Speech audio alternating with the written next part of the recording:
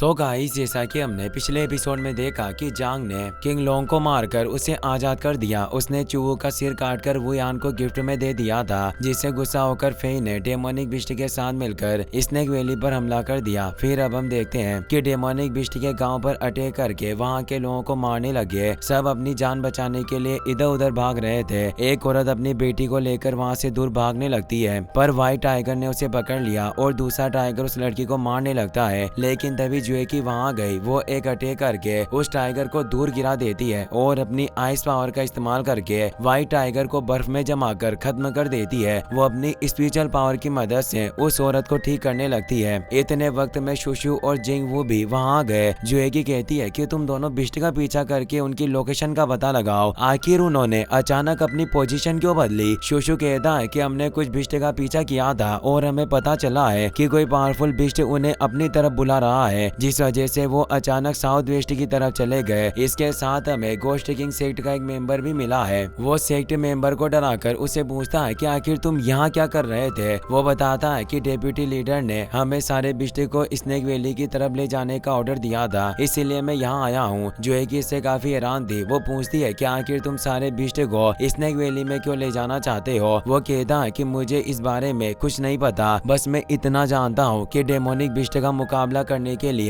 Sect leader दूसरे members को भी स्नेक वैली में लेकर गए हैं। सभी से काफी हैरान थे। जिंगू पूछता है कि आखिर गोस्ट किंग सेक्ट क्या करने की प्लानिंग बना रहा है। जुएगी कहती है कि अगर गोस्ट किंग बिस्ट का मुकाबला करना ही चाहता है तो आखिर उन्हें स्नेक वैली में जाने की क्या जरूरत है, इसमें जरूर कुछ गड़बड़ है। वहीं वुयान ने प्रोटेक्शन एरिया एक्टिवेट कर दिया था, जिस वजह से डेमोनिक बिस्ट स्नेक वैली के अंदर नहीं आ पाते। जैसे ही वो बैरियर को टच करते हैं उनकी डेथ हो जाती है। फिंगर इससे काफी खुश थी। वो कहती है कि 10,000 पॉइजन सेक्ट का प्रोटेक्टिव एरिया सच में काफी ताकतवर है। वो यान कहता है कि जब तक 3 सेक्ट एक दूसरे का साथ दे रहे हैं तब तक हमें डेमोनिक बिस्ट का मुकाबला करने में कोई परेशानी नहीं होगी और हम आसानी से स्नेक वैली को बचा लेंगे। मियाओ गोस्ट किंग के साथ पवेलियन में बैठकर आगे की प्लानिंग बना रही थी। वो पूछती है कि तुम्हें क्या लगता है, क्या तुम्हारे हिसाब से इस बार हम अपने प्लान में कामयाब होंगे? गोस्ट किंग कहते हैं कि तुम्हें फिक्र करने की जरूरत नहीं है। जब तक हम दोनों साथ मिलकर काम कर रहे हैं कोई भी हमारी प्लानिंग को नहीं बिगाड़ सकता और हम अपने मकसद में जरूर कामयाब होंगे। किंग सोंग वहां आकर कहता है कि आप एकदम सही कह रहे हैं। 3 सेक्ट्स के मास्टर्स की मदद से 10,000 पॉइजन सेक्ट का ग्रेट प्रोटेक्शन एरिया एक्टिवेट हो चुका है। हम आसानी से इस परेशानी से बाहर निकल जाएंगे। अचानक स्नेक वैली की तरफ तेजी से बहुत सारे डेमोनिक बिस्ट आने लगे। फिंगर इससे काफी घबरा गई। वो पूछती है कि आखिर ये सब क्या हो रहा है, एकदम से इतने सारे बिस्ट यहाँ कैसे आने लगे। वो यान कहता है कि तुम्हें फिक्र करने की जरूरत नहीं है, सारी चीजें मेरे काबू में है और भले यहाँ कितने भी बिस्ट क्यों ना आ जाए हम आसानी से इनका मुकाबला कर सकते हैं। तभी पवेलियन में एक ब्लास्ट होता है, पर गोस्ट किंग और मियाओ को उस धमाके से कोई फर्क नहीं पड़ता। वो आसानी से पवेलियन से बाहर निकल गए। धमाका सुनते ही वो यान भी जांग पर हमला कर देता है, लेकिन जांग ने अपनी ब्लड डिवॉर्निंग स्टिक की मदद से उसे रोक दिया। फिंगर पूछती है कि आखिर तुम ये सब क्या कर रहे हो। वो यान कहता है कि मैं अंडर स्वाम्प में हुए उस हादसे को कभी नहीं भूल सकता। 10,000 पॉइजन सेक्ट के मेंबर्स एरे को पावर देना बंद कर देते हैं और वो यान के पीछे आकर खड़े हो गए, जिसकी वजह से एरे कमजोर पड़ने लगा। जांग आसानी से वो यान को दूर कर देता है। वो यान कहता है कि तुम्हारे पास ज्यादा वक्त नहीं बचा, बिस्ट ने तुम्हें चारों तरफ से घेर लिया और मैंने एरे भी कमजोर कर दिया, पर फिर भी तुम इतने शांत हो। तुम सच में ब्लड प्रिंस कहलाने के लायक हो, पर अफसोस की बात है कि अब तुम जिंदा नहीं बच सकते। धीरे धीरे करके ग्रेट प्रोटेक्शन एरिया कमजोर पड़ने लगता है। फिंगर कहती है कि 3 सेक्ट्स ने मिलकर फैसला किया है कि हम सब बिस्ट का मुकाबला करेंगे, तो आखिर अब तुम ये सब क्यों कर रहे हो। वो यान कहता है कि गोस्ट किंग सेक्ट और हेवान सेक्ट मिलकर मेरे 10,000 पॉइजन सेक्ट को नष्ट करने की प्लानिंग बना रहे थे, तो आखिर मैं हाथ पर हाथ धरे कैसे बैठा रह सकता हूँ। इसीलिए मैंने तुम बेवकूफ के कुछ करने से पहले तुम्हें मारने का प्लान बना लिया। 10,000 पॉइजन सेक्ट की मदद न मिलने की वजह से गोस्ट किंग सेक्ट और हेवान सेक्ट के मेंबर्स को डेमोनिक बिस्ट का मुकाबला करने में काफी तकलीफ हो रही थी और काफी मेंबर्स मारे जाते हैं। यान हुई वहां आकर जांग को बताता है कि डेमोनिक बिस्ट ने हमें चारों तरफ से घेर लिया और प्रोटेक्शन एरिया ने नष्ट होने की वजह से अब हम यहाँ से बचकर नहीं निकल सकते। वो यान अपने साथियों को लेकर वहाँ से चला गया। हेवान सेक्ट की मेंबर्स अपनी पर्पल वायर्स की मदद से बिस्ट को रोकने की कोशिश करती है, पर बिस्ट उनकी कैद से आजाद होकर उन्हें मारने लगे। जांग अपने ब्लड डिवॉर्निंग स्टिक का इस्तेमाल करके उन्हें बचाता है। वो यान हुई से कहता कहता है कि जल्दी से सारे मेंबर्स को यहाँ इकट्ठा कर लो,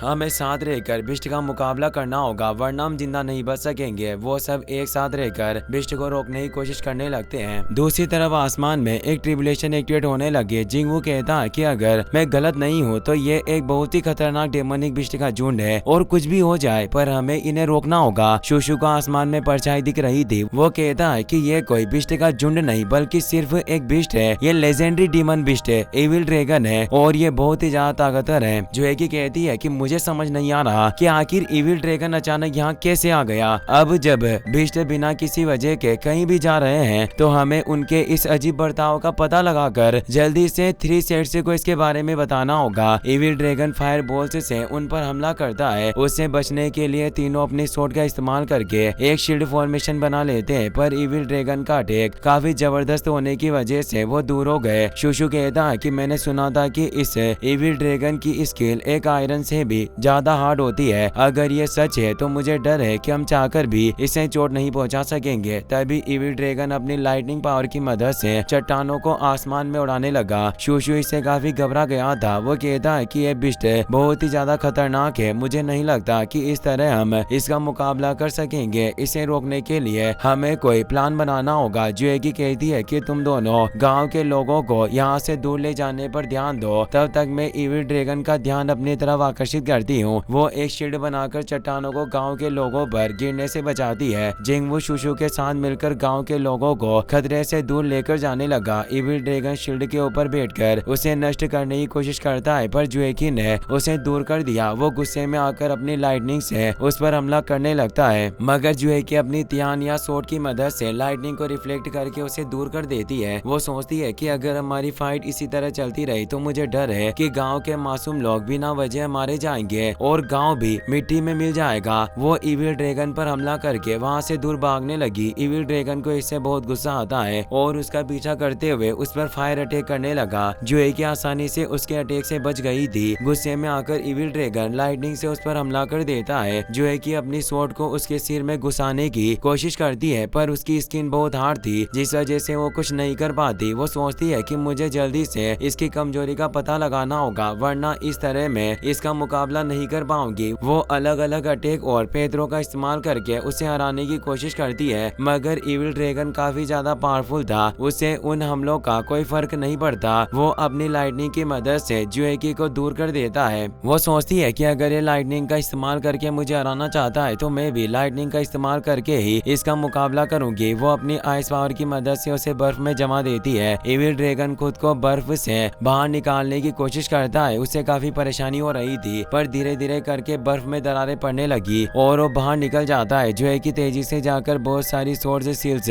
उसकी बॉडी में घुसा देती है जिसकी वजह से वो एक जगह पर लॉक हो गया। जोएकी को लगता है कि अब वो उसे हरा सकती है मगर एविल ड्रैगन अपनी लाइटनिंग पावर की मदद से आजाद हो गया। जोएकी के पास कोई रास्ता नहीं बचा था। वो एक शील्ड की मदद से एविल ड्रैगन की प्लानिंग को रोकती है और अपनी तियान या स्वॉर्ड का इस्तेमाल करके हेमनली लाइटनिंग से उस पर हमला करती है जिसकी वजह से एविल ड्रैगन की हालत खराब हो गई। जांग भी फिंगर के साथ मिलकर डेमोनिक बिस्ट का मुकाबला कर रहा था। वो यान अपने साथियों को लेकर गोस्ट किंग मियाओ के पास चला गया। वो कहता है कि 10,000 पॉइजन सेक्ट की तरफ से मैं तुम दोनों से माफी मांगता हूँ कि मैं तुम्हारी सही तरह से खातिरदारी नहीं कर सका। मियाओ कहती है कि तुम्हारी हिम्मत इतनी ज्यादा बढ़ गई है कि तुमने अपना वादा तोड़ दिया। क्या तुम्हें सच में ऐसा लगता है कि तुम इतनी आसानी से यहाँ से निकलकर भाग जाओगे? वो यान कहता है कि पहले तुमने भी मुझसे वादा किया था कि तुम मेरे साथ मिलकर गोस्ट किंग सेक्ट को खत्म करने में मदद करोगी पर अब तुम गोस्ट किंग के साथ मिलकर मेरे ही सेक्ट को खत्म करना चाहती हो, इसीलिए अब तुम मुझे गलत नहीं कह सकती। मियाओ गुस्से में आकर उस पर हमला करती है पर वो प्रोटेक्शन एरिया के अंदर था जिस वजह से उस पर कोई फर्क नहीं पड़ता। वो कहता है कि मुझ पर अटैक करने से बेहतर होगा कि तुम डेमोनिक बिस्ट से बचने के बारे में सोचो।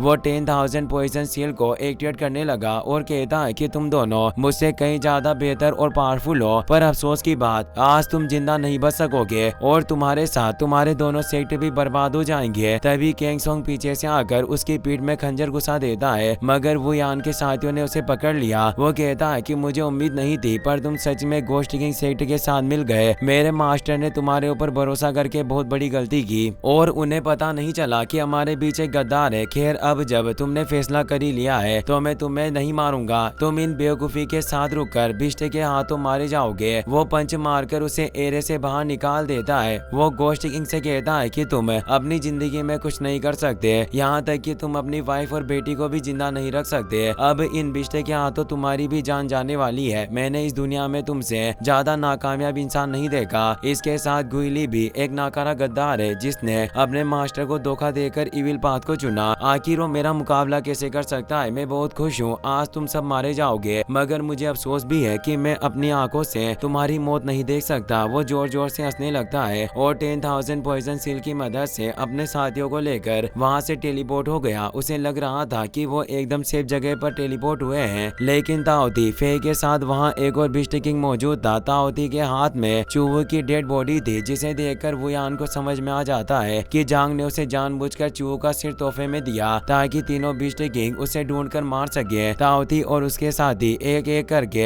10,000 पॉइजन सेक्ट के मेंबर्स को मार देते हैं। वुयान जानता था कि अब वो जिंदा नहीं बच सकता और पागलों की तरह जोर जोर से हंसने लगता है। इसी के साथ ये एपिसोड यहीं पर खत्म हो जाता है।